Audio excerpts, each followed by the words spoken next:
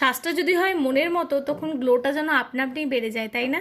আমারও সেদিনকে ঠিক এমনটাই মনে হচ্ছিল, কি ভাল লাগছে আমাকে দেখতে। নিজের প্রশংসা আমি সবসময় নিজেই করে থাকি, কারণ অন্য বাকি সবাই তো পিছনে একেবারে বদনাম করতে ব্যস্ত থাকে, তাই না?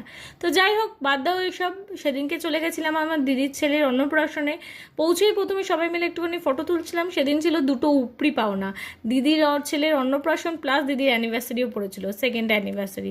তো সবাই মিলে একটুখানি ফটো ফটো তুলে তারপরে ও ছোট্ট আমাদের স্নেহা ঘুমিয়ে পড়েছিল, ওর একটা ফটো শেয়ার করলাম। আর এই ভিডিওটা ছিল অনেক দিনে, সেটাও তোমাদেরকে দেখিয়ে দিলাম। তারপরে সবাই মিলে আবার কয়েকটা ফটো তুলে তারপরে দিদির ঘরে বসে সবাই মিলে আড্ডা দিচ্ছিলাম। কিন্তু যে যার কাজে ব্যস্ত, সবাই আড্ডা দিচ্ছে, আমি তো আমার মতো ফটো তুলতেই ব্যস্ত। কিন্তু দুঃখিত, আমি তোমাদেরকে কোনো খাবার দাবার শেয়ার করতে পারলাম না, কারণ আমার সেদিনকে ছিল একাদশী, আমি কিছু খাইনি। আর সৈকতকেও ভিডিও করতে বলতে আমি ভুলে গেছি। চলো, আজকের ব্লগটা বাস এতটাই। ভালো লাগলে লাইক কমেন্ট শেয়ার আর সাবস্ক্রাইব করতে ভুলো না। দেখা হচ্ছে তোমাদের সাথে নেক্সট কোনো পার্টে। ততক্ষণ টাটা, সবাই ভালো থেকো, বাই।